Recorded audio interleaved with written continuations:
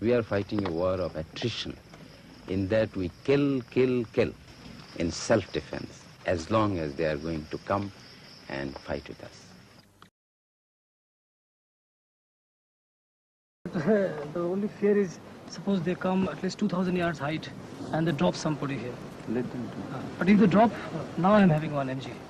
Let them. So this MG will take. Let them drop. They will get lost in this area. Yeah. The Pakistan government dismissed the guerrillas as a bunch of miscreants and the war as a border skirmish. I was surprised to find a highly organized resistance led by officers with impressive military records. Here Major Khalid briefs Sub-Sector Commander Captain Salek Chaudhry, who before he defected was a staff captain in headquarters Dhaka.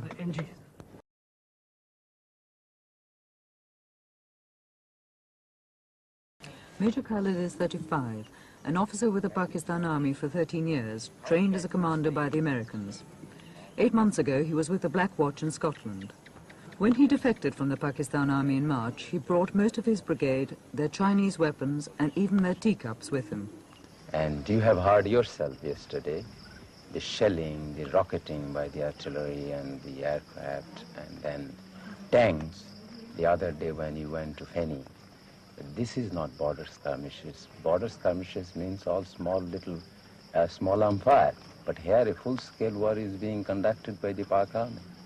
We intend to make the whole nation the fighting force. And the hardcore being provided by the regular troops, that is the Bengal Tigers. It has its good reputation of being good fighters, and it has fought well. The hardcore of the Liberation Army are professional soldiers, but thousands of students and peasants are joining them. There is little time for formal training, so they're sent to the front unarmed and untrained with the regular troops to get experience. And if they're lucky, a gun captured from the Pakistan Army. Ishaq, a 19-year-old student, took us with his patrol to inspect several villages. He is said to have killed 56 men. There was shelling yesterday, and one mortar shell landed here, 3-inch mortar, and it killed a cow, you know.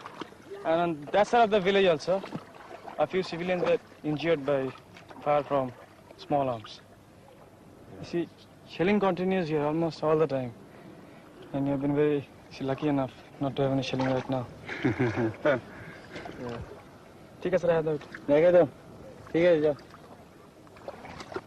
The guerrillas' lack of arms and ammunition is compensated by their passion for an independent Bangladesh, and their hatred of the West Pakistanis is constantly renewed by the stories that the refugees tell them. I wish I could take you inside. All the cantonments in Bangladesh are nothing but concentration camps. These hundreds and thousands of girls are kept there as prisoners. They are tortured, they are raped, they are dishonored, and after that they are killing them. You see, all the dead bodies are floating in the rivers. But this is surely several months ago, not now. It is going on still now. 2 of my sons I lost there, and my houses has been looted, and my other articles also looted. Everything lost there.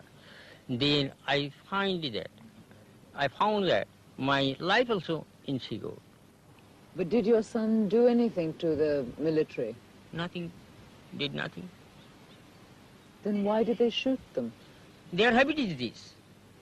Their habit is this. They are murdering. Also they are murdering. All along they are murdering. For how long? Not only my 2 sons. Many people shooted. He saw his father, mother, and everybody of the family killed by the Punjabis. And of course his sister, who was about to get married, was kidnapped by the Punjabis and has been taken away. And he heard the story from the other villagers that she has been probably tortured and dragged out of that place brutally and has been taken away. And he was left with no alternative. And now he says, I have nothing to lose in this world. And he decided to join Mukti Fauj, and he wanted to take the revenge. Yahya is the initiator of all this. He is the greatest culprit that human civilization can imagine. He is just in the same rank with Hitler and his companions, Eichmann and others. My life, God knows how I shall pass my life. Now I am loitering either in there, sometime living here, sometime living there. This way I am passing my time. 98 East Pakistanis out of every 100 voted for them in a democratic election. But the West rulers refused the League's demands and decided to impose its power by force. What he says is they had first of all voted for Army League, and that was one of their faults. And later on, they have been feeding us the Mukti Fauj, and that was their fault.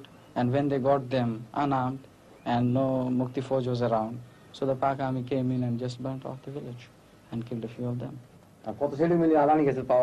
These people who were unarmed and couldn't put up any resistance, Pak Army just came and slaughtered them and raped the women, burned the houses, and there are many villages sideways, just like this village. The safety of the refugees and the peace of the village was in jeopardy as we left. Throughout the journey, we were rarely out of earshot of the Pakistan shelling. But now it was getting nearer, and as we left, a group of Mukti Fauj was being drafted in to try and counter the assault. People may be thinking that it is a leftist insurgency or few clandestine activity.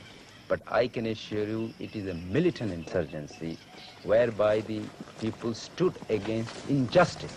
We are fighting on three fronts. That is political, economic, and military.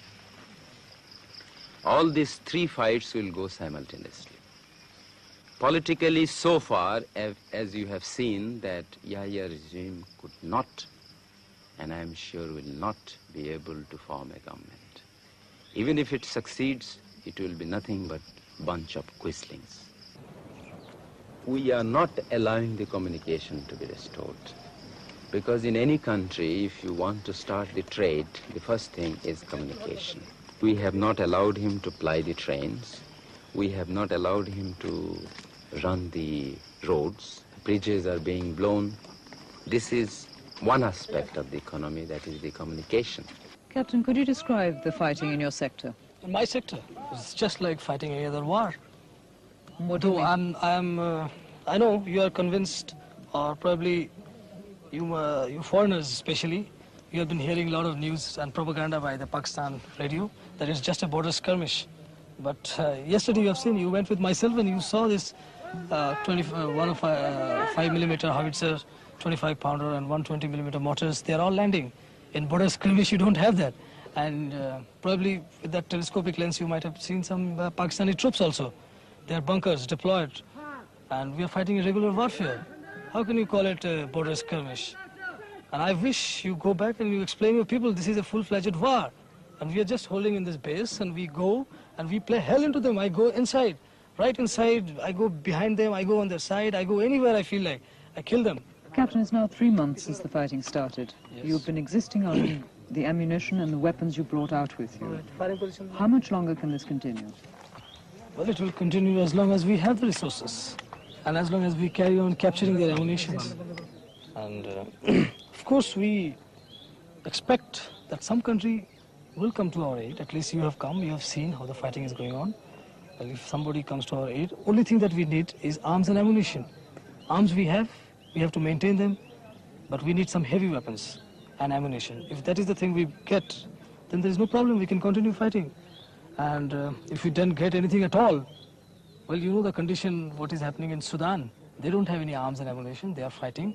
They're fighting with sticks, they are adopting different tactics. So that's what we are going to do. But Captain, about you personally, I mean, what about your family? But my family, in fact, I don't know what is happening to them. I have given up because I have seen the fate of other families. When an officer has deserted and joined this Mukti Fauj, what happened to their families? They were all captured as prisoners and kept in the cantonment, and I don't know what has been done. So knowing all this, I ran away. You see? So I gave up. I just thought about God, whatever God does, and that's all. And I left. So I have no right to think about them, you see. Since I have sacrificed them, so how can I think about them now?